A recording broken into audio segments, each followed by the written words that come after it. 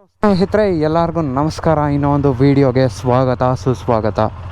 ಬಹುಶಃ ನೀವು ಥಂಬ್ನೇಲು ಮತ್ತು ಟೈಟಲ್ ಎಲ್ಲ ನೋಡಿಬಿಟ್ಟು ಅರ್ಥ ಮಾಡ್ಕೊಂಡಿರ್ತೀರ ಇವತ್ತಿನ ವಿಡಿಯೋ ಏನು ಅಂತ ಅಂದ್ಬಿಟ್ಟು. ಸೊ ಇವತ್ತಿನ ವಿಡಿಯೋ ಬಂದುಬಿಟ್ಟು ನಾನು ಕಮೆಂಟ್ಸಲ್ಲಿ ಕೇಳಿರುವಂತಹ ಕ್ವಶನ್ಗಳಿಗೆ ಆನ್ಸರ್ ಮಾಡ್ತಿದ್ದೀನಿ. ಕಮೆಂಟ್ಸಲ್ಲಿ ಯಾರೆಲ್ಲ ಏನೇನು ಕ್ವಶನ್ ಕೇಳಿದ್ರು ನಾನು ರೆಸ್ಪಾಂಡ್ ಮಾಡೋಕ್ಕಾಗಿಲ್ವೋ ಅದಕ್ಕೆ ರೆಸ್ಪಾಂಡ್ ಮಾಡ್ತಿದ್ದೀನಿ ವಿಡಿಯೋ ಮುಖಾಂತರ. ಅರ್ಥ ಆಯ್ತಲ್ಲ? ಬನ್ನಿ, ಫಸ್ಟ್ ಕ್ವಶನ್ ಬಂದುಬಿಟ್ಟು ಒಬ್ಬರು ಕೇಳೋರೆ. ನಾನು ಆಲ್ರೆಡಿ ಎಲ್ಲ ಪ್ರತಿಯೊಂದು ಸ್ಕ್ರೀನ್ಶಾಟ್ ಇಟ್ಕೊಂಡಿದ್ದೀನಿ. ಕ್ವಶನ್ಸ್ ಮಾತ್ರ ನೋಡಿ, ನನ್ನ ಚಾನಲು 3397 ಸಬ್ಸ್ಕ್ರೈಬರ್ಸ್ ರೀಚ್ ಆಗಿದೆ. ಸೊ ಒಂದು ವೇಳೆ ನೀವೇನಾದರೂ ನನ್ನ ಚಾನಲಲ್ಲಿ ಹೊಸ ವ್ಯೂವರ್ ಆಗಿದ್ರೆ ಡೆಫಿನೆಟಾಗಿ ಸಬ್ಸ್ಕ್ರೈಬ್ ಮಾಡಿ ಇಟ್ಕೊಳ್ಳಿ. ಸೊ ಫಸ್ಟ್ ಕ್ವಶನ್ ಬಂದುಬಿಟ್ಟು ಇವ್ರು ಕೇಳಿರೋದು, hi bro, how are you bro? ನನ್ನ ಹತ್ರ KTM ಡ್ಯೂಕ್ 250 ಇದೆ ಬ್ರೋ. ಬೈಕ್ ಸ್ಟಾರ್ಟ್ ಮಾಡಿ ಫಸ್ಟ್ ಗೇರಲ್ಲಿ ಮೂವ್ ಆದಾಗ ಇಂಜಿನ್ನಲ್ಲಿ ಸ್ಮಾಲ್ ಸೌಂಡ್ ಬರುತ್ತೆ. ಸ್ವಲ್ಪ ಸಜೆಸ್ಟ್ ಮಾಡಿ ಏನು ಪ್ರಾಬ್ಲಮ್ ಅಂತ. ಆ್ಯಂಡ್ MRF ಟೈರ್ಸ್ ಎಷ್ಟು ಕಿಲೋಮೀಟ್ರ್ ಆದಮೇಲೆ ಚೇಂಜ್ ಮಾಡಿಸ್ಬೇಕು ಅಂತ ಹೇಳಿ. ಈ ಕ್ವಶನ್ಗೆ ನಾನು ಆನ್ಸರು ನನ್ನ ಗಾಡಿಯಲ್ಲೇ ತೋರಿಸ್ಬಿಡ್ತೀನಿ. ನೋಡಿ ಸ್ನೇಹಿತರೆ, ಒಂದು ಮಾತು, ಇವಾಗ ಗಾಡಿನ ನಾನು ಸ್ಟಾರ್ಟ್ ಮಾಡಿದ್ದೀನಿ. ಅದು ಏನಂತ ಕ್ವಶನ್ ಕೇಳಿದ್ದೀರಾ ನನಗೆ ಸರಿಯಾಗಿ ಅರ್ಥ ಆಗಿಲ್ಲ. ಬಟ್ ನಾನು ಇವಾಗ ಎಕ್ಸ್ಪ್ಲೇನ್ ಮಾಡೋದು ಕರೆಕ್ಟಾ ರಾಂಗಾ ಅಂತ ನೀವೇ ಅರ್ಥ ಮಾಡ್ಕೊಳ್ಳಿ. ಸೊ ಒಂದು ಬಂದುಬಿಟ್ಟು ಗಾಡಿ ಸ್ಟಾರ್ಟ್ ಮಾಡಿದ ತಕ್ಷಣ ಸ್ಮಾಲ್ ಸೌಂಡ್ ಬರೋದು ಬಂದುಬಿಟ್ಟು ಚೈನ್ ಟೆನ್ಷನರಲ್ಲಿ ಕಟ ಕಟ ಕಟ ಕಟ ಅಂತ ಸೌಂಡ್ ಬರ್ತಿದ್ರೆ ಅದನ್ನು ಚೇಂಜ್ ಮಾಡಿಸೋ ಟೈಮ್ ಆಗುತ್ತೆ. ಅದು ವಾರಂಟಿ ಕೆಳಗಡೆ ಕ್ಲೇಮ್ ಮಾಡ್ಕೊಬೋದು. ಎರಡನೇದು, ನೀವು ಯಾವಾಗಲೂ ಅಷ್ಟೇ ಗ್ಯಾಪ್ನ ಇಟ್ಕೊಳ್ಳಿ.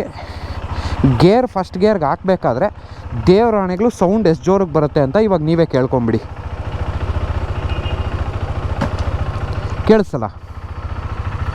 ಕೇಳಿಸಿಲ್ಲ ಅಂತ ಅಂದರೆ ಇನ್ನೊಂದು ಸರಿ ಹಾಕಿ ನೋಡ್ತೀನಿ ಗೇರ್ನ.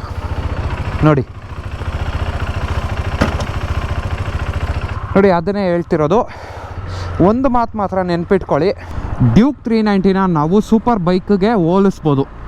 ಯಾಕೆ ಹೇಳಿ, ನೀವು ನಿಮ್ಮ ಮನೆಯಲ್ಲಿ ಸ್ಪ್ಲೆಂಡರು ಇಲ್ಲ ಅಂತ ಅಂದರೆ ಪ್ಯಾಷನ್ನು ಯಾವುದೋ ಒಂದು ಗಾಡಿ ಇಟ್ಕೊಂಡಿರ್ತೀರ.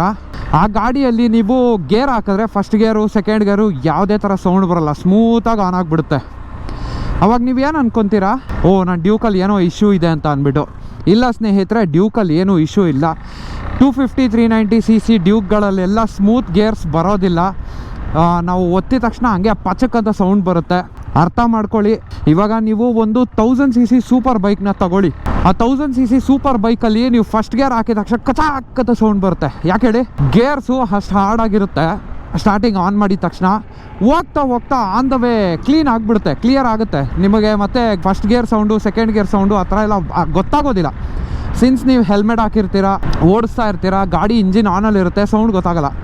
ಬಟ್ ಫಸ್ಟ್ ಗೇರ್ ಹಾಕಿದ ತಕ್ಷಣ ನೋಡಿ, ಇದೆ ಇಂಪಾರ್ಟೆಂಟಾಗಿ ಸೌಂಡ್ ಬರುತ್ತೆ ಕಚಕ್ ಅಂತ. ಆಯಿಲು ಎಲ್ಲ ಕಡೆನೂ ರೊಟೇಷನ್ ಆಗಬೇಕಲ್ಲ ಇಂಜಿನಲ್ಲಿ. ಸೊ ಆ ಇಂಜಿನಲ್ಲಿ ರೊಟೇಷನ್ ಆಗೋವರೆಗೂ ಒಂದು ಸ್ವಲ್ಪ ಟೈಮ್ ತೊಗೊಳುತ್ತೆ. ಮೊದಲನೇ ಕ್ವಶನು.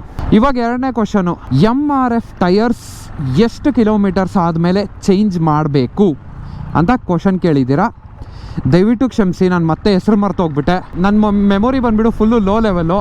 ನನಗೇನು ಜ್ಞಾಪಕ ಇಟ್ಕೊಳೋದಕ್ಕಾಗೋದಿಲ್ಲ ಅಪಾರ್ಟ್ ಫ್ರಮ್ ಬೈಕ್ಸ್, ಗೇಮ್ಸ್ ಮತ್ತು ಸ್ವಲ್ಪ ಬೇಕಾಗಿರೋವು. ನೋಡಿ, ನಮ್ಮ ಬೇಗೂರಲ್ಲಿ ಇಲ್ಲೇ ಟ್ರಾಫಿಕ್ ಪೊಲೀಸ್ ಅವ್ರು ನಿಂತ್ಕೊಂಡು ಬೋಣಿ ಮಾಡ್ತವ್ರೆ. MRF ಟೈರ್ಸು ಎಷ್ಟು ಕಿಲೋಮೀಟರ್ಸ್ಗೆ ಚೇಂಜ್ ಮಾಡಬೇಕು ಅಂತ ನೀವು ಕೇಳಿದ್ದೀರಾ. MRF ಟೈರ್ಸ್ ವೆದರ್ ನಿಮ್ಮದು ಬಂದುಬಿಟ್ಟು ಟೈರ್ಸು ಸಾಫ್ಟ್ ಕಾಂಪೌಂಡ ಹಾರ್ಡ್ ಕಾಂಪೌಂಡ. ಮ್ಯಾಕ್ಸಿಮಮ್ KTM ಶೋರೂಮಲ್ಲಿ ಕೊಡೋದೇ hard compound tyres. Max to max ನೀವು ಹೆಂಗೆ ಉಜ್ಜಾಡಿದ್ರೂ ಒಂದು 16,000 ಕಿಲೋಮೀಟ್ರು. ಅರ್ಥ ಆಯ್ತಲ್ಲ? ಅದಕ್ಕಿಂತ ಮೇಲೆ ನೀವು ಓಡಿಸೋದಕ್ಕಾಗಲ್ಲ. 16 ಇನ್ನೂ ಮೇಂಟೈನ್ ಮಾಡಿದ್ರೆ ಒಂದು 16,500-17,000. ದಯವಿಟ್ಟು ಅದಾದಮೇಲೆ ಚೇಂಜ್ ಮಾಡಿಸ್ಕೊಂಬಿಡಿ. ಯಾಕಂದರೆ ನಾನು ಚೇಂಜ್ ಮಾಡಿಸಿರೋದು ಇದಕ್ಕೆ ಒಂದು ಸಾರಿ MRF ಟೈರ್ಸ್ ನಂದು 2016 KTM RC ಮಾಡಲ್ ಇತ್ತು. ಆ ಟೈರ್ಸಿಂದ ನಾನು ಬಿದ್ದಿದ್ದೆ ಒಂದು ಸಾರಿ, ಸ್ಕಿಡ್ ಆಗಿಬಿಟ್ಟು. ಅದಕ್ಕೆ ಸಾಫ್ಟ್ ಕಾಂಪೌಂಡ್ ಟೈರ್ಸ್ ಆದರೆ ನೋಡಿ 9,000 ಕಿಲೋಮೀಟ್ರು. ಇವಾಗ ನನ್ನ ಗಾಡಿಯಲ್ಲಿ ಮೆಜ್ಜಲರ್ R70 ಟೈರ್ಸ್ ಕೊಟ್ಟಿರೋದು. ಸೊ ಈ ಟೈರ್ಸ್ ಬಂದುಬಿಟ್ಟು ನಿಮಗೆ ರೋಡ್ ಗ್ರಿಪ್ಪು ಕದರಾಗಿರುತ್ತೆ, ನಿಮಗೆ ಎಲ್ಲ ಕೊಡುತ್ತೆ. ಬಟ್ ಲಾಸ್ಟಲ್ಲಿ ಎಷ್ಟು ಬೇಗ ಚೇಂಜ್ ಮಾಡಿಸಿರೋ ಅಷ್ಟು ಒಳ್ಳೇದು ನಿಮಗೆ. ದಯವಿಟ್ಟು ಅದನ್ನು ಟೈರ್ಸ್ನ ಯಾವತ್ತೂ ಇಗ್ನೋರ್ ಮಾಡೋಕ್ಕೆ ಹೋಗಬೇಡಿ. ಟೈರ್ಸ್ನ, ಬ್ರೇಕ್ ಪ್ಯಾಡ್ಸ್ನ, ಇವೆಲ್ಲ ತುಂಬ ಇಂಪಾರ್ಟೆಂಟ್ ಆಸ್ಪೆಕ್ಟು. ಗಾಡಿ ರನ್ನಿಂಗಲ್ಲಿ ಇರಬೇಕಾದ್ರೆ ನಿಲ್ಲೋದಕ್ಕೆ ಇವೆಲ್ಲ ಒಂದು ಇಂಪಾರ್ಟೆಂಟ್ ಆಸ್ಪೆಕ್ಟು. ದಯವಿಟ್ಟು ಇದನ್ನೆಲ್ಲ ಗ್ಯಾಪ್ನ ಇಟ್ಕೊಳ್ಳಿ. ಸೊ ಇವಾಗ ನಾವು ಹೋಗ್ತಾ ವಾಪಸ್ ಬರ್ತಾ ನಾವು ಒಂಚೂರು ಪೊಲ್ಯೂಷನ್ ಸರ್ಟಿಫಿಕೇಟ್ನ ಮಾಡಿಸ್ಬೇಕು ನಮ್ಮ ಗಾಡಿಗೆ. ಯಾಕಂದರೆ ಗಾಡಿ ತಗೊಂಡು 1 ವರ್ಷ ಆಗ್ತಾ ಬಂತು, ಇನ್ನೂ ಆಗಿಲ್ಲ. ಇನ್ನು 1 ವರ್ಷಕ್ಕೆ ಇನ್ನೂ ಅಮ್ಮಮ್ಮ ಅಂದರೆ ಒಂದು 15 ದಿನ ಟೈಮ್ ಇದೆ. ಓಕೆನಾ? ಬರ್ತಾ ಅದನ್ನು ಮಾಡಿಸ್ಕೊಂಡು ಹಂಗೆ ನಾನು ನಿಮಗೆ ಎಕ್ಸ್ಪ್ಲೇನ್ ಮಾಡ್ತೀನಿ ಏನು ಮಾಡಬೇಕು, ನೀವು ಎಲ್ಲಿ ಹೋಗಬೇಕು ಅಂತ ಅಂದ್ಬಿಟ್ಟು. ನೆಕ್ಸ್ಟು ನೆಕ್ಸ್ಟ್ ಕಮೆಂಟ್ ಓದ್ಬಿಡೋಣ ತಡೀರಿ. ಸೊ ನಿಖಿಲ್ ರೆಡ್ಡಿ ಅವರು ಡ್ಯೂಕ್ 250ಯಲ್ಲಿ ಫಸ್ಟ್ ಗೇರ್ ಹಾಕಿದಾಗ ಈ ಥರ ಪ್ರಾಬ್ಲಮ್ ಬರ್ತಿದೆ ಅಂತ ಅಂದರು. ಆಮೇಲೆ MRF ಟೈರ್ಸ್ ಎಷ್ಟು ಕಿಲೋಮೀಟರ್ಸ್ಗೆ ಚೇಂಜ್ ಮಾಡಬೇಕು ಅಂತ. ನೆಕ್ಸ್ಟ್ ಬಂದುಬಿಟ್ಟು ನಮ್ಮ ಕಾರ್ತಿಕ್ BC ಅವರು ಬ್ರೋ ಬೈಕ್ ರೇಟ್ ಏನು ಅಂತ ಕೇಳಿದ್ರಿ. ಆಮೇಲೆ ನೆಕ್ಸ್ಟು ಬೈಕ್ ಮಾಡಿಫಿಕೇಷನ್ ವಿಡಿಯೋ ಬರಲಿ ಅಂತ ನಮ್ಮ ಸೈಕೋ ಟೆಕಾಸಿಟಿ ಗೇಮಿಂಗ್ ಅಂದರೆ ನಿಖಿಲ್, ನಮ್ಮ ಹಳೆಯ ಗೇಮಿಂಗ್ ಜಿಗಣಿ ದೋಸ್ತ್ ಅಂತ ಕರಿಬೋದು ಇವ್ರನ್ನ. ಸರಿ, ಫಸ್ಟು ಕಾರ್ತಿಕ್ ಅವ್ರು ಕೇಳಿರೋ ಕ್ವಶನ್ಗೆ ಆನ್ಸರ್ ಮಾಡಿಬಿಡೋಣ. ನೋಡಿ, ಡ್ಯೂಕ್ 390 ಲೇಟೆಸ್ಟ್ 2023 ಮಾಡಲೆಲ್ಲ ಬಂದ್ಬಿಟ್ಟು ಆಲ್ಮೋಸ್ಟ್ 3,95,000 ಆನ್ ರೋಡ್ ಪ್ರೈಸು. ಅದಕ್ಕಿಂತ ಕಮ್ಮಿ ಅಂತೂ ದೇವರಾಣೆ ಇನ್ನಾಗಲ್ಲ. ತಗೊಬೇಕು ಅಂತ ತಗೊಳ್ಳಿ, ಯಾಕಂದರೆ ಅದಕ್ಕಿಂತ ಜಾಸ್ತಿನೇ ಆಗುತ್ತೆ ಹೊರತು ಇನ್ಫ್ಲೇಷನ್ ಆಗ್ತಿರೋದಕ್ಕೆ ಡಿಫ್ಲೇಟ್ ಅಂತೂ ದೇವರಾಣೆಗಳು ಆಗಲ್ಲ. ಯಾಕಂದರೆ ಎಲ್ಲರದು ಸ್ಟ್ಯಾಂಡರ್ಡ್ಸ್ ಇಂಪ್ರೂವ್ ಆಗ್ತಿದೆ ಅಂತ ಎಲ್ಲರಿಗೂ ಗೊತ್ತು. ಪ್ಲಸ್ ಟ್ಯಾಕ್ಸ್ ರೇಟ್ಗಳೆಲ್ಲ ಜಾಸ್ತಿ ಆಗಿದ್ದಾವೆ, ಕಸ್ಟಮ್ಸ್ ಜಾಸ್ತಿ ಆಗಿದ್ದಾವೆ, ಇಂಪೋರ್ಟ್ ಡ್ಯೂಟೀಸು, ರಾ ಮೆಟೀರಿಯಲ್ಸ್ ಮೇಲೆ ಎಲ್ಲದ್ರ ಮೇಲೂ ಎಲ್ಲ ಜಾಸ್ತಿ ಆಗಿದೆ. 3,95,000 ನನ್ನ ತಮ್ಮಗೆ ಕೊಡಿಸಿದ್ದ ಡ್ಯೂಕ್ 390 ಡಿಸೆಂಬರ್ 2022 ಅಲ್ಲಿ ಅಂತ ಇಟ್ಕೊಳ್ಳಿ. ಅರ್ಥ ಆಯ್ತಾ? ನೆಕ್ಸ್ಟ್ ನಮ್ಮ ನಿಖಿಲ್ ಕೇಳಿದಾನೆ, ನೆಕ್ಸ್ಟ್ ಮಾಡಿಫಿಕೇಷನ್ ವಿಡಿಯೋ ಬರಲಿ ಅಂತ ಅಂದ್ಬಿಡು. ನಮಗೂ ಖುಷಿನೇ ಮಾಡಿಫಿಕೇಷನ್ ಮಾಡೋದಕ್ಕೆ, ಬೇಜಾನ್ ಖುಷಿನೇ. ಏನು ಗೊತ್ತಾ ಪ್ರಾಬ್ಲಮ್ಮು, ಕೈಯಲ್ಲಿ ದುಡ್ಡಿಲ್ಲ ಗುರು. ಮಾಡಿಫಿಕೇಷನ್ ವಿಡಿಯೋ ಮಾಡೋದಕ್ಕೆ ನನಗೇನು ಬೇಜಾರಿಲ್ಲ, ಬಟ್ ಕೈಯಲ್ಲಿ ದುಡ್ಡಿಲ್ಲ. ಇವಾಗ ಆನ್ ಸ್ಪಾಟಲ್ಲಿ ನನ್ನ ಹತ್ರ ದುಡ್ಡೇನಾದರೂ ಇದ್ದರೆ ನಾನು ಎಷ್ಟು ಮಾಡಿಫಿಕೇಷನ್ ಮಾಡ್ತೀನಿ ಅಂತ ಹೇಳ, ಹೋಗ್ಬಿಟ್ಟು ಟೈರ್ ಚೇಂಜ್ ಮಾಡಿಸ್ತೀನಿ. ಟೈರ್ ಚೇಂಜ್ ಆದಮೇಲೆ ನಾನು BMC ಏರ್ ಫಿಲ್ಟ್ರು ಇಲ್ಲ ಅಂತ ಅಂದರೆ K&N ಏರ್ ಫಿಲ್ಟ್ರು ಹಾಕ್ಸ್ತೀನಿ. ಲೈಫ್ ಟೈಮ್ ಏರ್ ಫಿಲ್ಟ್ರ್ ಅದು, ಒನ್ಸ್ ಹಾಕ್ಸಿದ್ರೆ ಇನ್ನೇನು ಬೇಡ. ಅದಾದಮೇಲೆ ಆಕ್ಸಿಲರಿ ಲೈಟ್ಸ್ ಹಾಕ್ಸ್ತೀನಿ, ಸ್ಯಾಡಲ್ ಸ್ಟೇ ಮತ್ತು ಸ್ಯಾಡಲ್ ಬ್ಯಾಗ್ಸ್ ಹಾಕ್ಸ್ತೀನಿ. ಯಪ್ಪೋ ಎಷ್ಟಿದೆ ಗುರು ನಂದು ಮಾಡಬೇಕಾಗಿರೋದು. ಇನ್ನು ನೆನೆಸ್ಕೊತಾ ಹೋದರೆ ಹಂಗೆ ಹೋಯ್ತಾನೇ ಇರುತ್ತೆ ಕೌಂಟು ನಾನ್ ಸ್ಟಾಪಾಗೆ.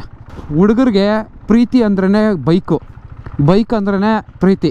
ಒಂದು ಹುಡುಗಿ ಮೇಲ್ಗಿಂತ ಒಂದು ಬೈಕ್ ಮೇಲೆ ಪ್ರೀತಿ ಜಾಸ್ತಿ ಇರುತ್ತೆ ಒಬ್ಬ ಹುಡುಗನಿಗೆ. ನನ್ನಂಥ ಮಿಡ್ಲ್ ಕ್ಲಾಸ್ ಹುಡುಗನಿಗೆ ಅಂದರೆ ಇನ್ನು ಬೈಕೇ ಜೀವ, ಸರ್ವಸ್ವ ಎಲ್ಲ. ಅರ್ಥ ಮಾಡ್ಕೊಳ್ಳಿ ಅವಾಗ. ಸೊ ಇವಾಗ ನಾನು ಈ ಗಾಡಿನ ಏನಾದರೂ ಓಡಿಸಿದ್ದೀನೋ ಸುಮಾರು ವರ್ಷಗಳು ವೆಯ್ಟ್ ಮಾಡಿ ತೊಗೊಂಡಿದ್ದು. ನನ್ನ ತಮ್ಮನೂ ಅಷ್ಟೇ. ನಾನು ಪ್ರೀವಿಯಸ್ ವಿಡಿಯೋಯಲ್ಲಿ ಹೇಳ್ತಿದ್ದೆ, ನೀವು ಎಷ್ಟು ಮಾತ್ರ ನೋಡಿದಿರೋ ಇಲ್ವೋ, ಇನ್ನೊಂದು ಸಾರಿ ನಾನು ಅಪ್ಡೇಟ್ ಮಾಡ್ತೀನಿ. ನನ್ನ ತಮ್ಮ ಗಾಡಿನ ತೊಗೊಂಡಕ್ಕೆ 9 ವರ್ಷ ವೆಯ್ಟ್ ಮಾಡಿ ತೊಗೊಂಡಿರೋದು. 9 ವರ್ಷ ಯಾಕಪ್ಪ ಆಯಿತು ಅಂತ ಕೇಳೋದಾದರೆ, ನನ್ನ ತಮ್ಮ ಸೆಕೆಂಡ್ ಹ್ಯಾಂಡ್ಲು ಅಂತಾನೆ, ಒಂದು ಸಾರಿ RC ಅಂತಾನೆ, ಒಂದು ಸಾರಿ ಡ್ಯೂಕ್ ಅಂತಾನೆ, ಒಂದು ಸಾರಿ ನೋಡಿ ಅದೊಂದೇ ಅಂತಲ್ಲ, ಮನಿ ಮ್ಯಾಟ್ರು, ಮನಿ ಇಶ್ಯೂಗಳು ಎಲ್ಲರ ಮನೆಗಳಲ್ಲೂ ಇರುತ್ತೆ. ಅದು ನಿಮಗೆ ಚೆನ್ನಾಗಿ ಗೊತ್ತು. ಅದೊಂದು ದುಡ್ಡಿನ ವಿಚಾರ ಇತ್ತು. ಅದಕ್ಕೆ ನನ್ನ ತಮ್ಮ ಸೆಕೆಂಡ್ ಹ್ಯಾಂಡ್ಲು ಫಸ್ಟ್ ಹ್ಯಾಂಡ್ಲು ಅಂತ ಒದ್ದಾಡ್ತಾ ಇದ್ದಿದ್ದು. ಅವನು ಪಾಪ ಕಷ್ಟ ಬಿದ್ದು ಕೊನೆಗೂ ಗಾಡಿನ 390cc ಬೇಕು ಅಂತ ಕೂತಿದ್ದ, 390ನೇ ತಗೊಂಡ. ಓಕೆ, ನೆಕ್ಸ್ಟ್ ಕಮೆಂಟ್ ಓದುವ. ಇಲ್ಲಿ ಸೈಡ್ಗೆ ಹಾಕ್ಕೊಂಡು ಗಾಡಿನ ನಮ್ಮ ನೆಕ್ಸ್ಟ್ ಕಮೆಂಟ್ ಹಾಕ್ದವ್ರು ಯಾರು ಏನು ಇವಾಗ ಒಂದು ಸ್ವಲ್ಪ ಚೆಕ್ ಮಾಡ್ಕೊಳೋಣ. ಬ್ರದರ್ಸ್ ಇದ್ದರೆ ನಿಮ್ಮ ಹಾಗೆ ಇರಬೇಕು ಬ್ರೋ, ಫ್ರೆಂಡ್ಲಿ ಆಗಿದ್ದೀರಾ, ತುಂಬ ಥ್ಯಾಂಕ್ಸ್ ಬ್ರೋ. ತುಂಬ ಖುಷಿ ಆಯಿತು. ನನ್ನ ತಮ್ಮನಿಗೂ ಕಳಿಸ್ದೆ ಈ ಸ್ಕ್ರೀನ್ಶಾಟ್ ಹಿಡ್ದಾದ್ಮೇಲೆ. ಕೃಷ್ಣ ಧಾರವಾಡ ಅಂತ ಅಂದ್ಬಿಡು, ತುಂಬ ಥ್ಯಾಂಕ್ಸ್ ನೀವು ಈ ಥರ ಕಮೆಂಟ್ ಹಾಕಿರೋದಕ್ಕೆ. ನೆಕ್ಸ್ಟ್ ಕ್ವಶನ್ ಬಂದುಬಿಡು ಡ್ಯಾನ್ ಬ್ಲೇಸ್ 95 ಅಂತೆ. I will join you for Wonderla trip ಅಂತ. ಡೆಫಿನೆಟ್ ಆಗಿ ಬರ್ಬೋದು ಬ್ರೋ. ಇದು ಬಂದುಬಿಟ್ಟು ನಮ್ಮ SB ಲಾಕ್ಸ್ ಅವರು ಕೇಳಿದ್ದಾರೆ. ಫಸ್ಟ್ ಆಫ್ ಆಲ್ SB ಲಾಕ್ಸ್ ಅವ್ರಿಗೆ ದೊಡ್ಡ ಶೌಟೌಟು. ಆಮೇಲೆ ಅಮೂಲ್ಯ ಗಿರಿರಾಜ್ ಅಂತ ಇದ್ದಾರೆ, ಅವ್ರಿಗೆ ದೊಡ್ಡ ಶೌಟೌಟು. ಏನಕ್ಕಂತ ಅಂದರೆ ಡೈಲಿ ನಾನು ವೀಡಿಯೋ ಹಾಕಿದ ತಕ್ಷಣ ಬೋರ್ಡ್ ಬಂದುಬಿಟ್ಟು ಲವ್ ಫ್ರಮ್ ಹೊನ್ನಾವರ ಅಂತ ಒಬ್ರು ಹಾಕ್ತಾರೆ, ಆಮೇಲೆ ಸೂಪರ್ ರೈಡರ್ಸ್ ಆಫ್ ಬ್ಯಾಂಗ್ಳೂರ್ ಅಂತ ಇನ್ನೊಬ್ರು ಹಾಕ್ತಾರೆ. ಸಿಕ್ಕಾಪಟ್ಟೆ ಖುಷಿ ಆಗುತ್ತೆ ಅದನ್ನೆಲ್ಲ ನೋಡಿದಾಗ. ಬ್ರೋ, ಬೋಬೋ ಫೋನ್ ಹೋಲ್ಡರ್ ಎಲ್ಲ ಮೊಬೈಲ್ಗೂ ಸಪೋರ್ಟ್ ಆಗುತ್ತಾ? ಈ ಕ್ವಶನ್ಗೆ ನಾನು ನಿಮ್ಗೆ ಆನ್ಸರ್ ಮಾಡ್ತೀನಿ, ಇದಕ್ಕೂ ಆನ್ಸರ್ ಮಾಡ್ತೀನಿ. 2 ಬೋಬೋ ಫೋನ್ ಹೋಲ್ಡರ್ ಬಗ್ಗೆನೇ ಕೇಳಿದ್ದಾರೆ. ಯಾವತ್ತೂ ಅಷ್ಟೇ ಡ್ರೈವಿಂಗ್ ಮಾಡಬೇಕಾದ್ರೆ ದಯವಿಟ್ಟು ಮೊಬೈಲ್ ಯೂಸ್ ಮಾಡಬೇಡಿ.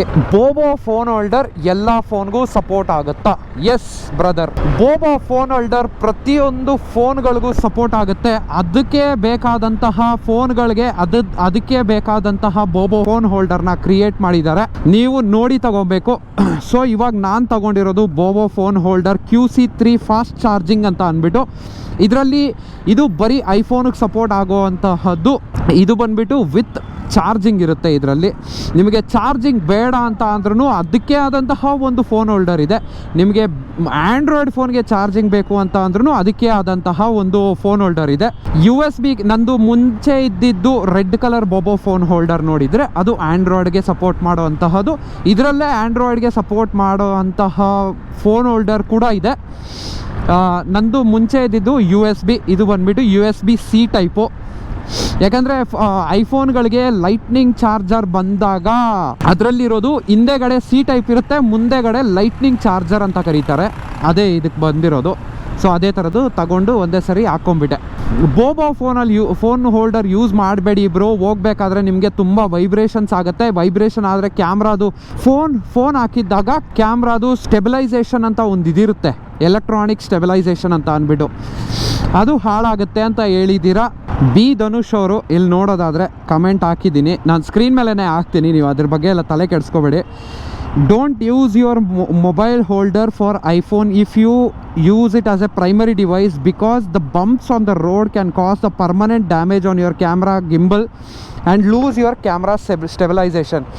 In the city or for small journey okay, but not for the long rides ಅಂತ ಹೇಳಿದ್ದಾರೆ. ನಾನು ಇದರಲ್ಲಿ ಅರ್ಧ ಭಾಗ ಒಪ್ಕೊತೀನಿ, ಅರ್ಧ ಭಾಗ ನೋ ಅಂತ ಹೇಳೋಕ್ಕೆ ಇಷ್ಟಪಡ್ತೀನಿ. ನಾನು ನಿಮಗೆ ವ್ಯತಿರೇಕವಾಗಿಲ್ಲ, ನನ್ನ ಅನಿಸಿಕೆ ನಾನು ನಿಮ್ಗೆ ಹೇಳ್ತೀನಿ. ನಾನು ಇಷ್ಟು ದಿನದಿಂದ ಬೋಬೋ ಫೋನ್ ಹೋಲ್ಡರ್ ಯೂಸ್ ಮಾಡ್ತಾನೆ ಇದ್ದೆ.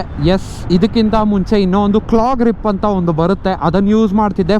ಎರಡನೇದು ಬಂದುಬಿಟ್ಟು ಕ್ಯಾಮ್ರಾ ಸ್ಟೆಬಿಲೈಸೇಷನ್ನು ಆಮೇಲೆ ಈ ಥರವೆಲ್ಲ ಹಾಳಾಗುತ್ತೆ ಅಂತ ಅಂದರೆ ದಯವಿಟ್ಟು ತಪ್ಪಾಗಿ ಅಂದ್ಕೊಂಡಿದ್ದೀರಾ ನೀವು. ಕ್ಯಾಮ್ರಾ ಸ್ಟೆಬಿಲೈಸೇಷನ್ ಹಾರ್ಡ್ವೇರ್ ಬೇಸಿಸಲ್ಲಿ ಯಾವುದೇ ಥರ ಏನು ಪ್ರಾಬ್ಲಮ್ ಆಗಲ್ಲ. ಅದು ಯಾವಾಗ ಪ್ರಾಬ್ಲಮ್ ಆಗುತ್ತೆ ಅಂತ ಅಂದರೆ ನಾವು ಕ್ಯಾಮ್ರಾನ ಯೂಸ್ ಮಾಡ್ತಿದ್ದೀವಿ, ಆವಾಗ ನಾವು ಇಲ್ಲಿಗೆ ಹಾಕಿದರೆ ಆ ಸ್ಟೆಬಿಲೈಸೇಷನ್ದು ಸ್ವಲ್ಪ ಹಾಳಾಗೋ ಚಾನ್ಸಸ್ ತುಂಬ ಇದೆ. ಸೊ ಇವಾಗಂತೂ ಏನೂ ಪ್ರಾಬ್ಲಮ್ ಆಗಲ್ಲ. ಸುಮ್ಮನೆ ಹಿಂಗೆ ಫೋನ್ನ ಹಿಂಗೆ ಹಾಕ್ಕೊಂಡು ನಾವು ಮ್ಯಾಪ್ಸ್ನ ಏನಾದರೂ ಓಪನ್ ಮಾಡಿಕೊಂಡು ಹೋಗ್ತಿದ್ರೆ ಏನೂ ಆಗೋದಿಲ್ಲ. ಸೊ ನೈಸ್ ರೋಡ್ ಮೇಡಿಂದ ನಾವು ಬನ್ನೇರ್ಘಟ್ಟಾಗಿ ಹೋಗ್ಬಿಡೋಣ. ಹಾಯ್ ಬ್ರೋ, ನಿಮ್ಮ ನಂಬರ್ ಕೊಡಿ. ಮಹಿ ಮುಸ್ಕಾನ್ ಅಂತೆ. ಇನ್ನು ಯಾರೆಲ್ಲ ಸಬ್ಸ್ಕ್ರೈಬ್ ಮಾಡಿಲ್ವೋ ದಯವಿಟ್ಟು ಸಬ್ಸ್ಕ್ರೈಬ್ ಮಾಡಿ, ಸಪೋರ್ಟ್ ಮಾಡಿ. ನೆಕ್ಸ್ಟು ಬ್ರೋ, ನಿಮ್ಮ ಜೊತೆ ವ್ಲಾಗ್ ಮಾಡೋ ಚಾನ್ಸ್ ಕೊಡ್ತೀರಾ ಒಂದು. ಎರಡನೇದು ಬಂದುಬಿಟ್ಟು ಐ ಲವ್ ಯು ಬ್ರೋ. 7,000 ಕಿಲೋಮೀಟರ್ಸ್ಗೆ ಸರ್ವೀಸ್ ಆದರೆ ನೀವು 5,000 to 6,000 ಒಳಗಡೆ ಸರ್ವೀಸ್ ಮಾಡಿಸ್ಬಿಡಿ, ಇಲ್ಲ ಅಂತ ಅಂದರೆ ಇಂಜಿನ್ ಪ್ರಾಬ್ಲಮ್ ಆಗುತ್ತೆ ಅಂತ ಹೇಳಿದರು. ಸೊ ನೆಕ್ಸ್ಟ್ ಕ್ವಶನು, ನಿಮ್ಮ ಜೊತೆ ವ್ಲಾಗ್ನ ಮಾಡೋ ಚಾನ್ಸ್ ಸಿಗುತ್ತಾ ಅಂತ. ಡೆಫಿನೆಟ್ಲಿ ಬ್ರೋ, ನಾನು ನೋ ಅಂತ ಯಾರಿಗೂ ಹೇಳೋದಿಲ್ಲ. ಎಲ್ಲಾದರೂ ಹೋಗ್ಬೇಕಾದ್ರೆ ನಾನು ಇನ್ಸ್ಟಾಗ್ರಾಮಲ್ಲಿ ಪೋಸ್ಟ್ ಮಾಡ್ತೀನಿ. ಸೊ ನೀವು ಬಂದು ಬೇಕಾಗಿದ್ದರೆ ಅಲ್ಲಿ ಜಾಯ್ನ್ ಆಗಿ ನನ್ನ ಫಾಲೋ ಮಾಡಿ, ನೋಡಿ ನಾನು ಎಲ್ಗೆಲ್ಗೆ ಹೋಗ್ತಿದ್ದೀನಿ ಅಂತ. ಬರೋಕ್ಕೆ ಇಂಟ್ರೆಸ್ಟ್ ಇದ್ದರೆ ಒಂದು DM ಮಾಡಿ, ಮೆಸೇಜ್ ಮಾಡಿ, ನಾನು ಕರ್ಕೊಂಡೋಗೋದಕ್ಕೆ ನಾನು ಏನು ಬೇಜಾರು ಮಾಡ್ಕೊಳಲ್ಲ. ಬಟ್ ಬಂದಾಗ ಆರಾಮಾಗಿ ನಿಮ್ಮ ಪಾಡಿಗೆ ನೀವಿರಿ. ಸೊ ಅದಾದಮೇಲೆ ಇನ್ನೊಬ್ರು ಹೇಳಿದರು ನೆಕ್ಸ್ಟ್ ಕ್ವಶನು, ಬ್ರೋ 7,000 ಕಿಲೋಮೀಟರ್ಸ್ ಆದಮೇಲೆ ಸರ್ವೀಸ್ ಮಾಡೋದು ಒಳ್ಳೆಯದಾ ಅಂತ ಕೇಳಿದ್ರಿ. ನಾನು ಹೇಳ್ತೀನಿ ನೋಡಿ, ನೀವು ಸರ್ವೀಸ್ ಮಾಡೋದ್ರಿಂದ ಏನು ಪ್ರಾಬ್ಲಮ್ ಇಲ್ಲ. ನಿಮ್ಮ ಪಾಡಿಗೆ ನೀವು ಸರ್ವೀಸ್ ಯಾವಾಗ ಬೇಕಾಗಿದ್ರೂ ಮಾಡಿಸ್ಬೋದು.